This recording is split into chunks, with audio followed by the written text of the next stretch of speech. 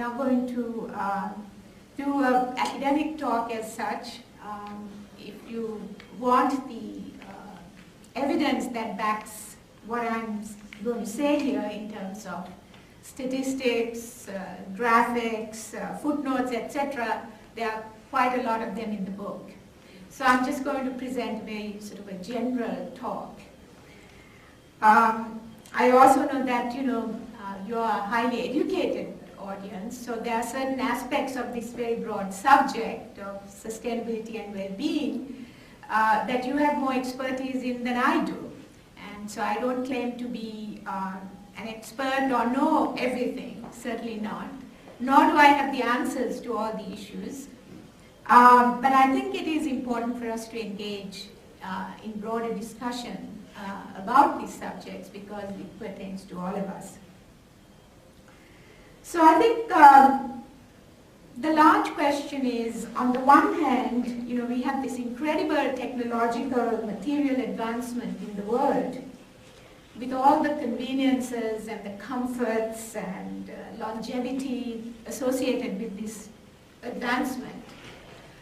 But on the other hand, we have a situation of the environment and societies collapsing all around us, increasing conflict, violence, and also a general level of despair on an individual level. So how do we reconcile these two?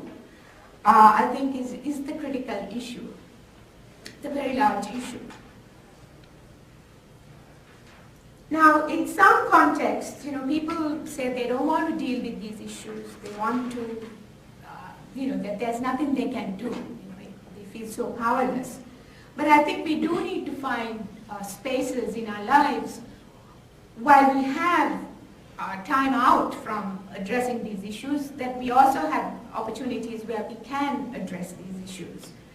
Because ultimately, is what is personal entirely separate from what is social or even environmental for that matter? So it is this issue of dualism of the self versus other, or the environment versus human beings, or the social and the personal, that I really do address in this book. So to begin with, there is a lot of denial about many of the issues facing the world, particularly the climate change issue, but in the United States. Although there is a lot of scientific evidence and experiential evidence, from our day-to-day life. And part of the reason for this denial is that there are vested economic interests who guide people in that direction. Also, the political polarization between the two parties in the United States has also contributed to that. So there is the denial, and then there's also the escapism, which is also oftentimes directed by different groups. The fear and a sense of powerlessness that people feel about this, the collapse, is directed towards extremist movements that force us to direct our anger and frustration towards others, say the ethnic or religious others, for example. Then there's also, in addition to the denial and the escapism, there's also a limited analysis or limited awareness. When we do have people who confront these issues, particularly in academia or in policy circles, there's tend to be what we refer to as reductionism. That's a kind of a fragmented approach where we look at these issues in a very fragmented way. So even in activist circles, we have many different organizations and movements addressing different aspects of the environment crisis, whether it's the climate, deforestation, various forms of animal rights, nuclear war, pollution of different sorts, so on and so forth. Then there are different organizations and individuals addressing the social issues, which are again broken down into so many different areas like health, jobs, surveillance, security, etc. So while it is very important to have focused attention and action, I think it's also very important to have a more holistic approach, seeing how these different issues are interconnected. So that's something that I try to address here, bringing together my social science background and also my interest and research in universal ethics drawn from different traditions.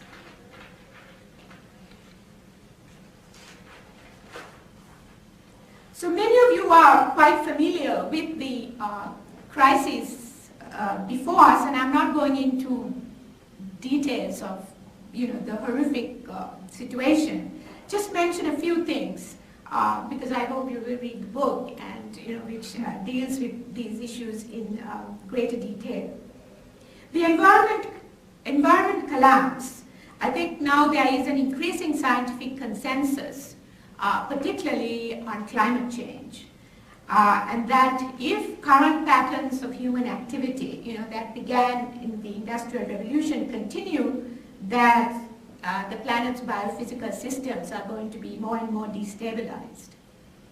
In 2009, a group of scientists, almost 30 leading scientists, put forward a report where they identified 9 planetary boundaries that are near, where we are at sort of at tipping points. But they identified 3 boundaries which they said that we have already crossed in terms of maintaining this biophysical stability. And these 3 boundaries, many of you, I'm sure, are aware of, are the climate change, biodiversity, and nitrogen pollution. So the data on climate change is very compelling, and I refer to much of it here. But even the most recent draft of the report from the Intergovernmental Panel on Climate Change, IPCC, says that time is really running out for us to deal with climate change and the reduction of the use of biofuels and carbon emissions. And climate-related disasters, I think most of us are aware, that are happening at a much more frequent, with greater frequency. Not to mention events like the Typhoon Haiyan in the Philippines and the Superstorm Sandy, Katrina, so on and so forth. And this is not just environmental collapse, but also it has direct impact on large numbers of people. The numbers of those displaced by climate change, who are referred to as climate refugees, are increasing. And according to the United Nations Agency on International Migration, there will be nearly 1 billion people in 2050 who would be classified as climate refugees. And I don't want to give more sort of alarming information and statistics, but just a few things. Just a few days ago, the United States, the federal government, declared parts of 11 states in the United States as long-term as disaster areas due to long-term drought. And certain other reports said that more than 60% of California is experiencing extreme drought. And there are lots of other information, data, which I won't go into right now. Now, just a few other things. Now, climate change is interconnected with other planetary biophysical boundaries. For example, biodiversity loss and nitrogen pollution, the 2 areas where we have already crossed the tipping point. If current rates of tropical rainforest destruction continues, according to the Rainforest Action Network, by 2060, there may not be any more rainforests left on the planet. And along with the rainforest destruction, climate change and the confluence of these different forces, there's rapid extinction of species, plants, animals. And I won't give you all the details of the ICUN, International Union of Conservation of Nature. Every year they put out a list of the most threatened species and what species are being extinguished. And even the bee, the common bee and the common frog are being extinguished more and more. Then with regard to nitrogen pollution, because of chemical-based agriculture, industrialized agriculture, there is a lot of nitrogen pollution as well as pollution, chemical pollution in general. So much so that life on Earth is being enveloped by this chemical pollution, just as Rachel Carson, warned in Silent Spring 50 years ago. So most of the time we tend to separate what we think of as environmental collapse or environmental issues from social issues. But they are interconnected. I mean, fundamentally, we are part of nature, although now we've forgotten that and forgetting that more and more. But there's sort of direct social impact. For example, the last of the hunter-gatherers are being wiped out, and that's partly due to the loss of forests. The hunter-gatherers like in the Andaman Islands off the coast of India, the Jarawas and the Goa, for example. But it's not just the foraging communities, the so-called indigenous communities that are facing extinction. There are different forms of extinction being experienced by different populations, including agricultural populations. Because of the spread of industrialized agriculture, a lot of farming communities, poor farmers, are not able to maintain subsistence farming. They don't have the wherewithal to buy genetically modified seeds, which are entering the field of agriculture more and more, and there's more indebtedness. I just published a paper on the political economy of epidemic kidney disease in Sri Lanka, which is associated with rampant use of pesticides. And in fact, the WHO, the World Health Organization, has confirmed that this epidemic kidney disease, which is wiping out large numbers of people in the agricultural communities, is related to pesticide runoff and the pollution of the water, the soils, so on and so forth. And then also in the process of doing this research, I found that similar things are happening to agricultural communities in Nicaragua and parts of India. So it is really a global issue. So again, it's not just these indigenous communities or the agricultural communities that are facing, forms of extinction, but also urban and even professional communities. I mean, it may not be physical extinction, but in terms of their survival or maintenance of lifestyles that we've been used to. It's partly because of structural unemployment in the global economy. Even the United Nations agrees that what we have now is jobless growth. There is growth, there's economic growth and expansion, but it is not creating sufficient jobs for people. So we have a situation now where we have agricultural production without farms, factories without workers, increasingly replaced by information technology, robots, drones, and biotechnology of various sorts. And in fact, there are some reports that say that by the year 2030, that there will be more robots in the workforce than human beings. So, and if you think about it, you can see that even when we go to the cash register in the supermarket now, how human beings are being displaced, they are serving the machine. Or when we make a phone call, we get the recorded voice of a human being rather than a human being herself or himself.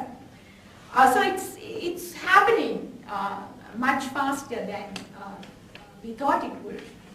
But the problem is not technology and market. I think that there is a tendency to blame technology and blame market. I don't think that that's really the root of the problem. It is the intention, the motivation behind technological growth and market growth.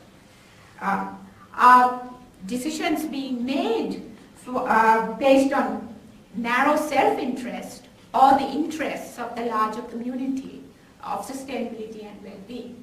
So that's what I try to address in the book.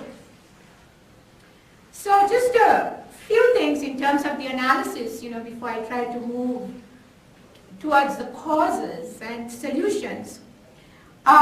It's not very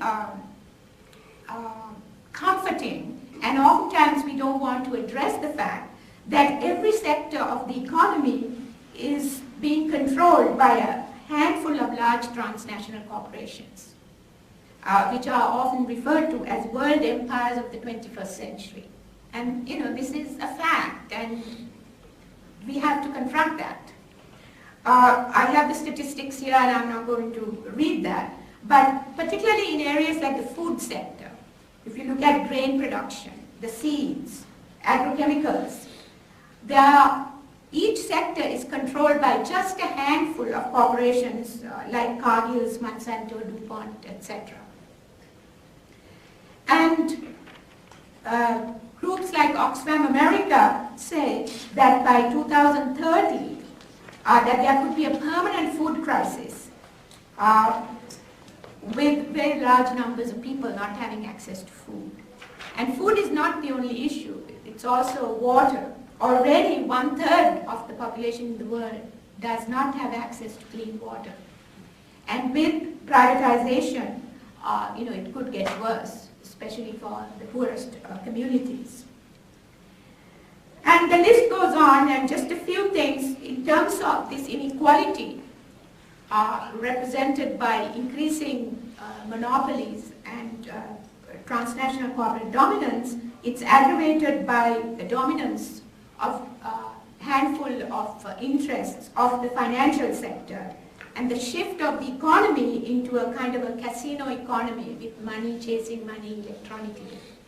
And I think what is happening is, as the financial sector becomes so powerful and controls such a large proportion of the economy becomes something of a fictitious economy, which is removed from the production of goods and services that people need, because it's sort of playing on itself.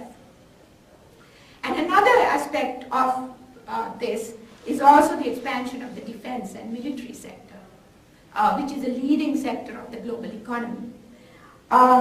And also militarism, we have to recognize, is responsible for a lot of the natural resource consumption and environmental destruction. And I have some statistics of that in the book. So we have this explosion of what are called complex emergencies, which combine terrorism, armed conflicts, military intervention. And in spite of this hyperconnectivity that we have due to our communications technology, there's a lot of stress and unhappiness in the world. And a fragmentation of people being separated from each other. But at the same time, I think it's very important to stress that more and more people are waking up to these realities and really questioning. Although in the mainstream media, we don't really hear that much about it, there are actually a lot of people around the world who are very concerned about the general direction in which we are moving as a human society. So before I get to looking at some of these movements and attempts to shift the direction, let me just briefly address the issue of how we got here, and I have a whole chapter in the book on that. So I think it's important for us to remember our very origins as a species in nature and our common ancestry in Africa, to which we can all lay claim. And I will just read a brief quote from Johansson, who is a paleoanthropologist, who first discovered Lucy, the transitional fossil between an ape and a human, to whom human ancestry is often directed. It says, no matter what people look like or where their families have lived for generations, the qualities that make them human can be traced to a single location. Each and every one of us, regardless of the color of our skin, is an African. Whenever we grasp a branch of the human tree, its roots go back to Africa. And I think it's important for us to remember in terms of talking about equality in terms of well-being, in terms of connectedness to nature. So from the hunter-gatherer age, where we spent 99% of our history as foragers, in that age, just to backtrack, it was a static, very primitive kind of existence. But there was a kind of certainty because there was not much change, and that was, the normative human experience. There was a fundamental shift with the agricultural revolution 10,000 years ago when we developed settled agriculture. So whereas we had spent a very static kind of existence using the same tools, living in the same way, I think there was more advancement, technological advancement, and also the creation of a surplus, and along with that, social hierarchies emerged. But it is with the scientific revolution in the 17th century and modernization that the change and dynamism for constant expansion, particularly economic expansion, came into being. And that was very much a contrast from how we had lived in the gatherer-hunter stage.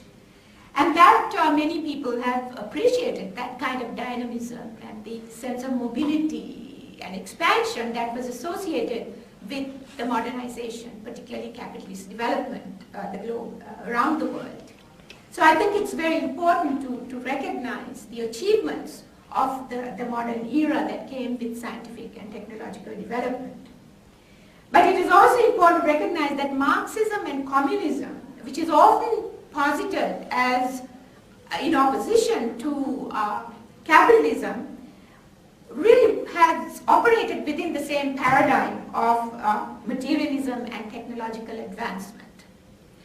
And that is oftentimes forgotten. And let me just briefly read a quote from Marx from the book. He said, "The bourgeois period of history has to create the material basis of the new world. The development of the productive powers of man and the transformation of material production into a scientific domination of natural agencies." And then he goes on to say that it is only then, only will human progress cease to resemble the hideous pagan idol who would not drink the nectar but from the skull of the slain. So, he's sort of denouncing traditional primitive societies which remained in a static place and really applauding material progress, only, he was calling for a communist kind of society rather than a capitalist one, nevertheless one that is dedicated to technological domination and conquest of nature. So today we are, after the end of the Cold War and the demise of communism, we have a single global economic system, which is often referred to as market fundamentalism, which sort of worships unbridled technological and market growth, privatization, deregulation of state sectors, so on and so forth. And all individuals, groups, nations are now competing within this one system. And it's almost become sacrosanct. And on the individual level, we have also internalized the values of this system. We identify with the corporate culture, which is actually wiping out genuine cultural and ideological diversity. So as we are struggling to keep up with the advancing technology and market advances. And here I quote Aldous Huxley, who said, who warned many years ago, decades ago, that we are not questioning the loss of our freedom and the loss of our capacity to think that is also proceeding at the same time, because we are uncritically accepting this unbridled technological and material advancement. So we are increasingly at the brink of what is being called a post-human, post-nature world. And that may seem very far-fetched. I wrote a Huffington Post blog on this, and there were very interesting comments. It got most of the comments that my blog received were for this particular article. And this post-human, post-nature world is being created mostly by the advancement of robotics and genetic engineering that are trying to redesign life, and not just non-human nature, but humans themselves. It is said that, and I quote in the book, that in 50 years there will be more lab-created forms of plant and animal life on the planet. And that's already happening. That are not identified in nature. So for some people, this is the answer to the loss of biodiversity. We are losing, frogs and squirrels and bees, but here we are creating new forms of life, matching DNA and in the lab. And human genetic engineering is also advancing at a rapid pace, not only to cure diseases that I think most of us would applaud, but also for genetic enhancement. As many critics point out, designer babies are just around the corner, where we'll be able to order, the kind of baby that we want, the color of the eyes and the height and even mental capacities. So that market and technology, the market and technology has not only penetrated into economic production and reproduction, but it is also penetrating into the sphere of consciousness. So there are attempts to create a greater than human intelligence through technology, the merging of humans with technology. There's a new field that is being referred to as transhumanism. And to create technology as an independent agent. Now, in that article that I referred to, I also point to the attempt by a Russian millionaire, I don't know if he's a millionaire or billionaire, who has a project underway to transfer human consciousness and personality traits into a non-biological actor, a robot, that he calls the Dmitry avatar. And this is to sort of claiming to create a kind of immortality. And, and he's not the only one who's working towards that. Ray Kurzweil, who is the director of engineering at Google, wrote a book some years ago called Spiritual Machine, where he talks about the machines taking on aspects of human consciousness so that they become spiritual. And let me just read a quick quote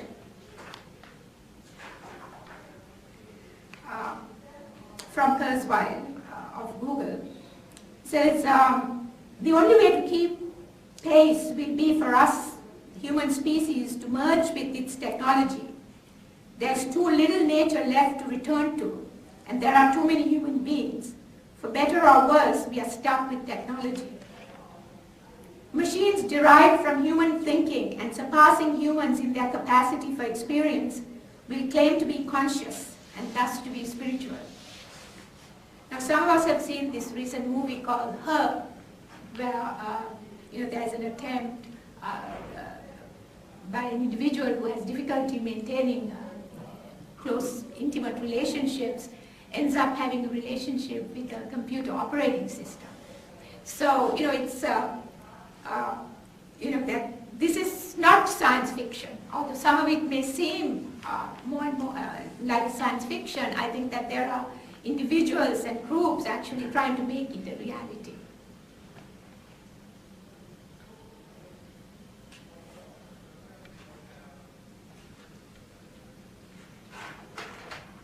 Okay, so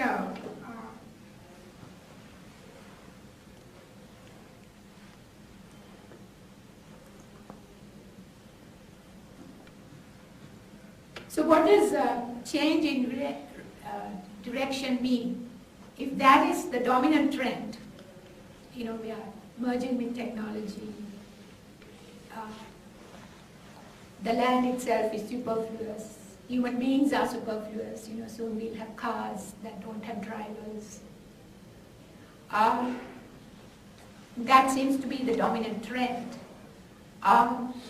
So what are the alternatives? Is the alternative a return to a romanticized hunter-gatherer existence, the stasis of the 99% of historical period that we were in? And there are actually certain groups, that are very critical of this technological market expansion, who seem to promote that, or are not really thinking about alternative visions or direction. And I don't think that is the answer. And oftentimes that answer comes from also very privileged people, who are not necessarily placed in difficult economic circumstances. Because there are a lot of people who do need to improve their consumption. And I think it's important to recognize that there are poor people who don't have access to the basic needs of water, of food and shelter, healthcare. And they want certain kind of technological and material advancement. And I think that needs to be recognized. And I think what is important is, and material consumption is an aspect of human well-being. So there's no necessity to sort of romanticize poverty, or for us to think that if we decry this post-nature, post-human world, that we are necessarily talking about, going back to hunter-gatherer existence.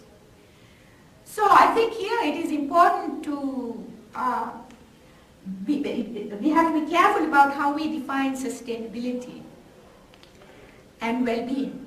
Sustainability is not just about conservation. It is not just about maintaining things as they are, because nature is always evolving. It is not just about conservation, but it is also about adaptation and regeneration. And regeneration means change.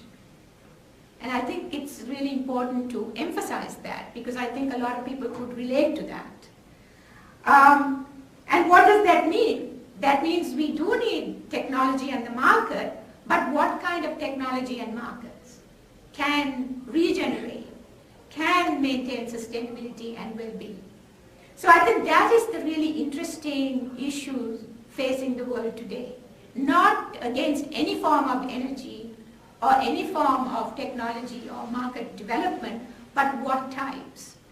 So appropriate technology, clean and efficient energy instead of fossil fuels. Wind, solar. There's a talk about the renewable revolution is here in terms of solar, wind power, so on and so forth. We do need business, but not necessarily transnational corporations which are monopolizing, but we need more businesses which can create jobs, which can maintain ecological and cultural diversity. So I think it's important to make that distinction because it is not a position against all kinds of entrepreneurship. In fact, social entrepreneurship is a very important field that needs even greater support. And also markets. Markets can be used in a positive way, just like technology, including financial markets. And how can markets be used in this transition towards a more sustainable society? We find that the corporate sector and the state sectors, governments and large businesses, are often very resistant to changes in the status quo. They may be the last to go on board. And therefore citizen activity in what is often referred to as the NGO or the third sector become really important. And though their movements are taking a lead in this transition, they do work with the state and business sector, but oftentimes they tend to take the lead in terms of consciousness raising, education, and so on. And here I want to mention one movement, which is the divestment movement, to divest from fossil fuel energy towards renewable sources of energy. And there's an attempt to learn from the precedent of the divestment movement that helped bring down the apartheid in South Africa, decades ago, and use some of those tactics to get people to divest financial resources from companies that support fossil fuels and shift that investments into companies that support clean energy. And I wrote a piece recently in the Huffington Post, and I just read from that. Said 200 publicly traded companies hold the vast majority of listed coal, oil and gas reserves in the US. Divestment activists want these companies to stop exploring for new hydrocarbons, stop lobbying for special advantages in Washington and state capitals across the country, and pledge to keep 80% of their current reserves underground. The activists see unmitigated use of fossil fuels as a moral issue. It is wrong to wreck the climate. It is wrong to profit from that wreckage. And at a recent event commemorating the birthday of Martin Luther King, which was sponsored by the Interfaith Moral Action on Climate, there was an activist who read a long list of colleges and universities, cities, counties, religious institutions, and other organizations around the country that have already divested money from fossil fuel companies. So this is happening, and very fast, but it is not oftentimes reported in the mainstream media. And learning from the experience of the anti-apartheid movement, I think this can be a very important development. So I think in addition to exercising power as investors, citizens can also exercise power as consumers. Not only cutting down on things like meat consumption, because meat is produced in a very, not only unethical way, but a very unsustainable way. So not to say that all meat consumption is wrong, but the current patterns of meat consumption is really contributing to use of fossil fuel and carbon emissions. And so consumer action can also be very important. And I discuss in the book what is referred to as a sort of the middle path equilibrium in terms of consumption. I think there is a tendency for us to fear transition into something that we don't quite know, but the fact is that sharing more, whether it's in terms of transportation and housing, may be the answer, not just giving up material consumption, or cars and, comfortable housing, but maybe finding different ways so that it's not so individualized that each person doesn't have to have their own car or a mansion, because not everybody in the world can afford to do that. There is not enough resources in the world for everybody to aspire to that American dream, which I think Americans ourselves are losing now. So in the book I discuss this middle path equilibrium curve, which shows that both overconsumption, excessive consumption, hedonistic consumption, and underconsumption, that is poverty and deprivation, neither are sustainable. That it is when we have a more of a balanced approach that we can have both environmental sustainability and also social equilibrium, harmony. Because the kind of inequality we have today is really, not just in the United States, but around the world, and I give statistics here, is not sustainable. It is too lopsided. And a couple of other things before I talk about the consciousness transformation is, I think it's not sufficient just to change the technology or the form of energy that we use or consumption patterns, but I think it is also important to address the issue of property. Because increasingly, property is controlled by fewer and fewer individuals and institutions. So there is what is known as the global commons. the water, the air, and even the land, one could say, is the global commons that should be the common property. Or if institutions use them, that there should be more strictures in terms of how they can use them, that they don't have the right to just pollute and dump the pollution into the water, whether it is the streams and rivers or the ocean, which is also facing enormous loss of biodiversity. And then in the information age, one could say that we don't have control over our own information, personal information.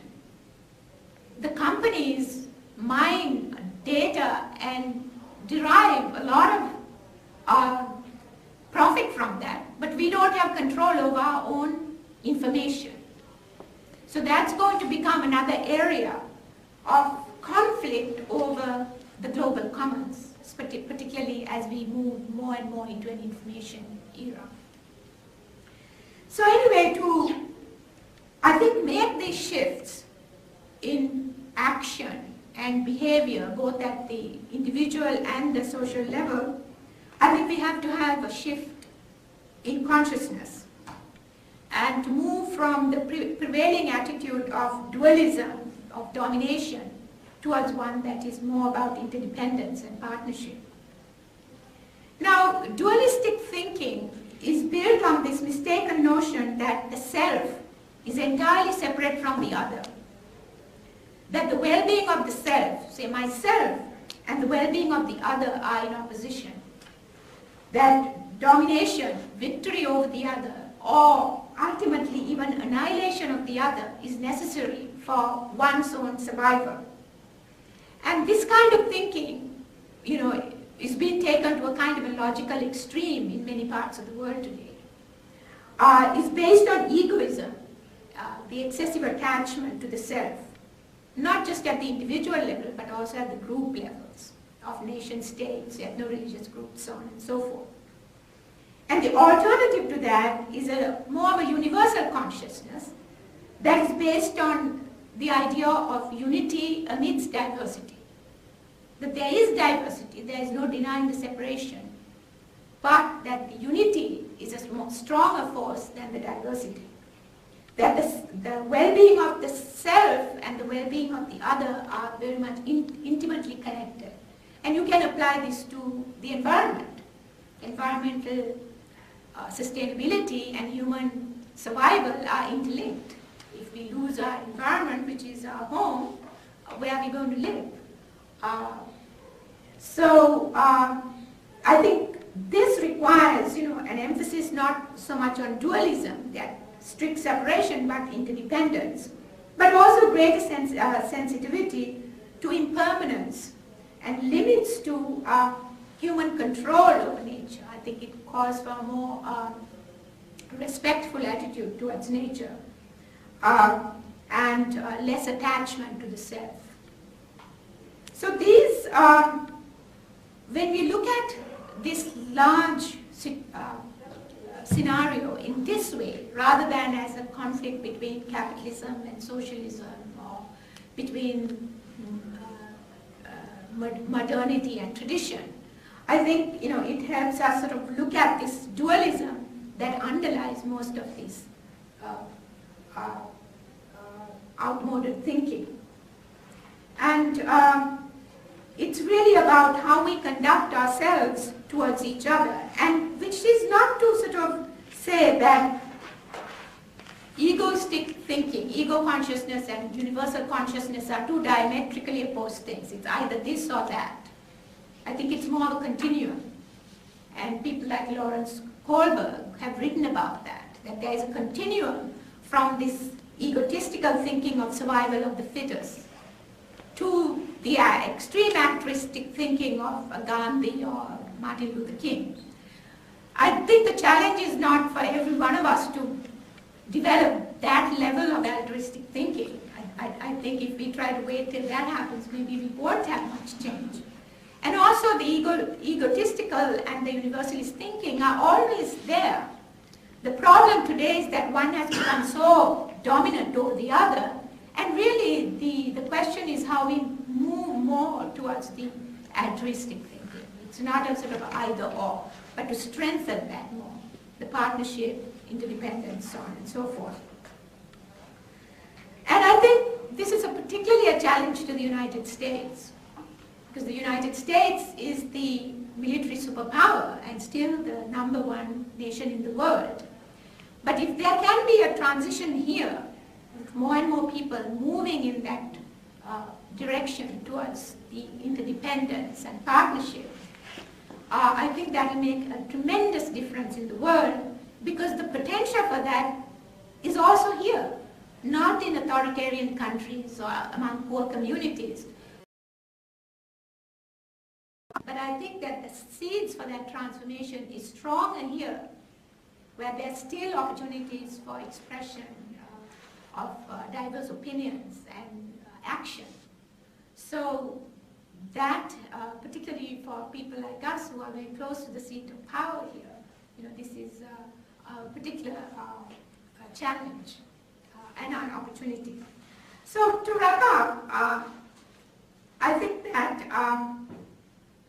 our material development then has to be complemented with equivalent development in ethics and morality. And it doesn't have to come with a particular sectarian brand name of one religion or the other. I think that there are universal ethics that are common to all religions and ethnic groups in the world. And there are, in fact, many efforts to put forward such a universal ethic. For example, in 1993, the World Parliament of Religions put forward something called a global ethic for partnership. And another very, very important one is the Earth Charter of the year 2000, which was endorsed by thousands of civil society groups as well as governments. And I quote from the Earth Charter, and I read just a very small part of it, which says that we stand at a critical moment in Earth's history, a time when humanity must choose its future. And towards this end, it is imperative that we, the people of the Earth, declare responsibility to one another, to the greater community of life, and to future generations. And they outline the different ethical and moral criteria that a global ethic entails. So I think that during the worst of crises, when we've seen so much suffering just on the screen of fellow human beings as well as other animals, during disasters like the Asian tsunami in 2004, or the Katrina, or the superstorm Sandy, or Typhoon Haiyan, or the many different disasters taking place around the country here, I think that there has been outpouring of generosity and compassion on the part of people. A real coming together across ethnic, social class boundaries. And really the challenge is to bring that kind of consciousness more into our everyday life, in spite of the technology and the markets, that in some ways separate us while it connects us. And I think it is in this sense that the crisis facing the world is more spiritual crisis than an intellectual one. And it's really about inner development and the opening of the heart than about outer development. So when we look at it that way, I think it seems simpler and less complex than we think of the change as technical, bureaucratic, etc. So I will stop here, and I'll be happy to entertain some questions and comments. Thank you.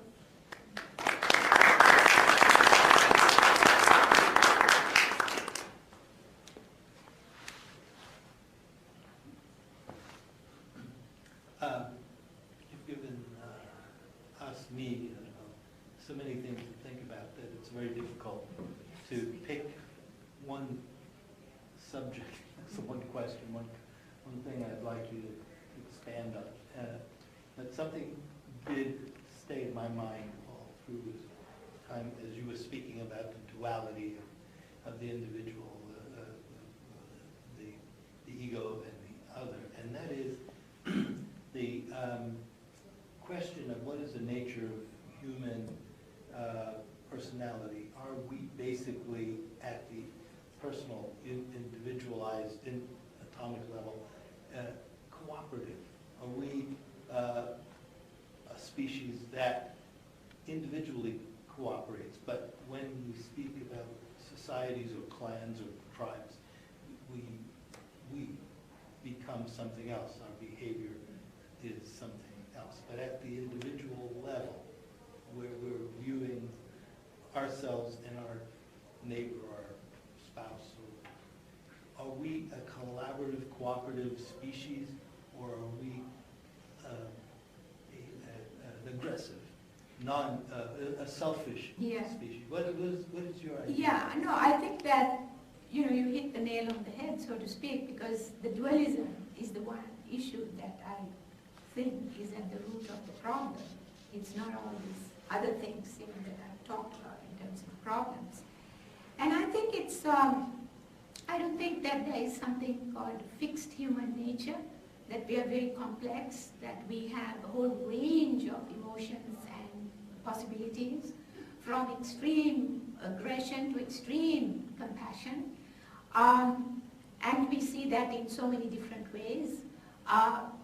The social structure also brings out certain aspects rather than other aspects. If we live in a very competitive, individualistic society, that is what is rewarded.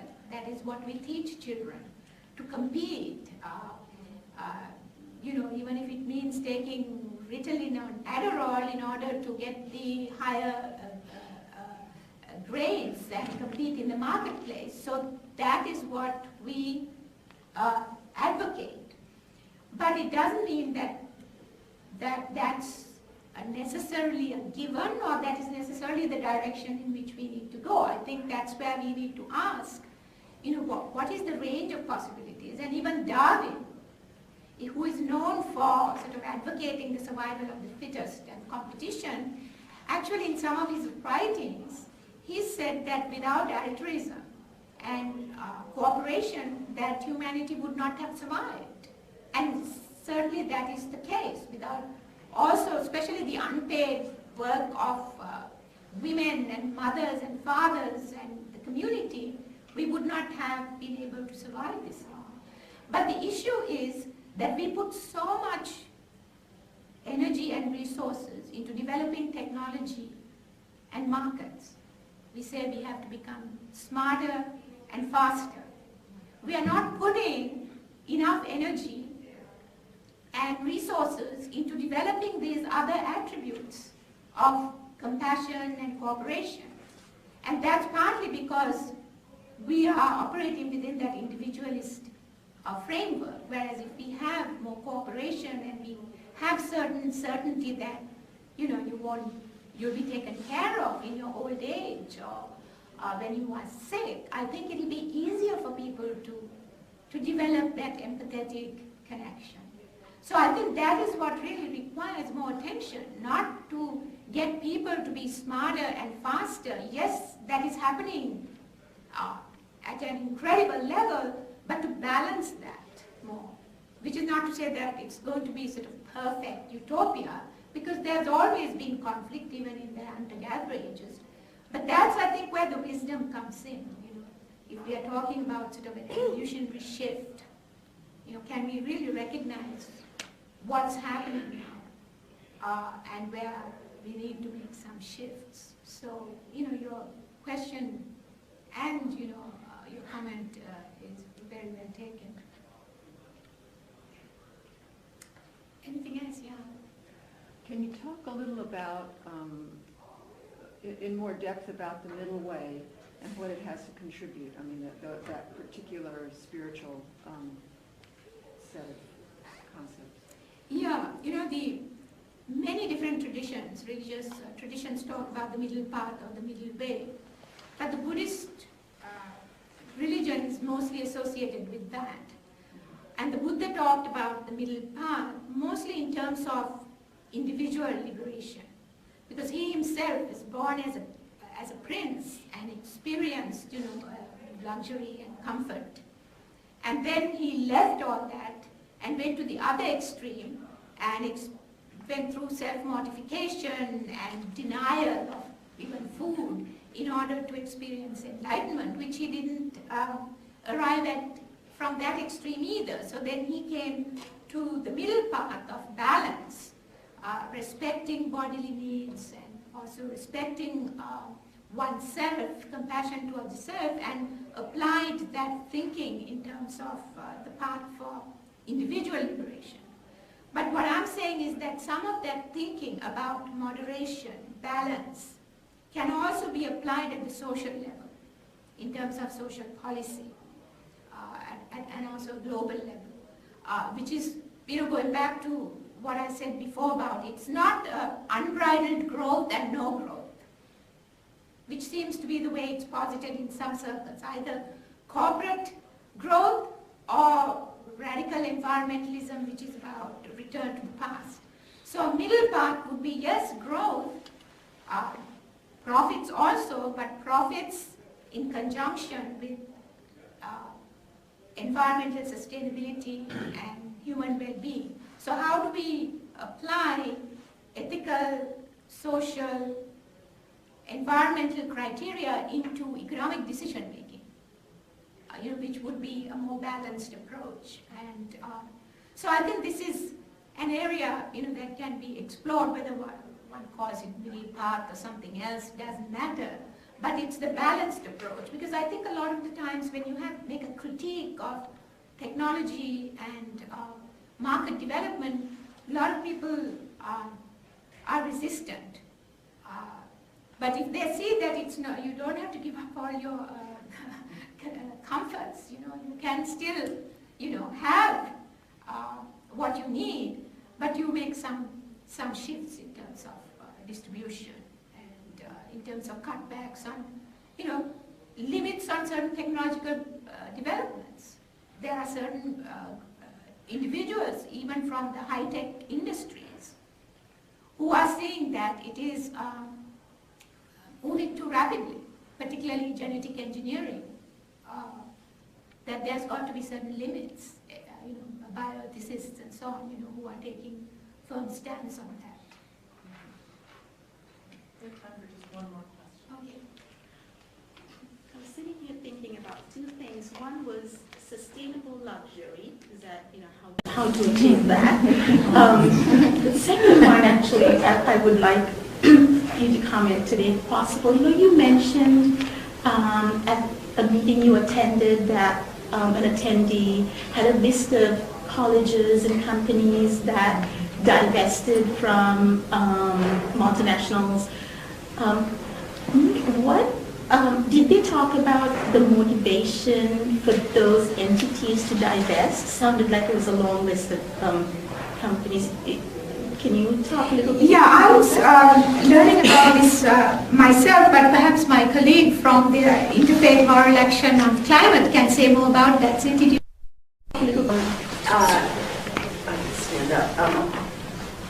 The fossil fuel divestment that we talked about in the action that Asoka referred to asks churches and religious institutions across the country to follow the example of universities in divesting of their holdings in fossil fuel companies and moving those investments to sustainable, clean energy companies and technologies, exactly the type of shift that you're referring to. It's picked up in the college university world more than in the religious community, but we're trying to light a fire, so to speak, under that and encourage it in the same way that the South Africa divestment effort was very successful in bringing down apartheid. We're hopeful that this will put a spotlight on these fossil fuel companies and make people raise consciousness, make them aware of what it is that their money invested in these companies is doing.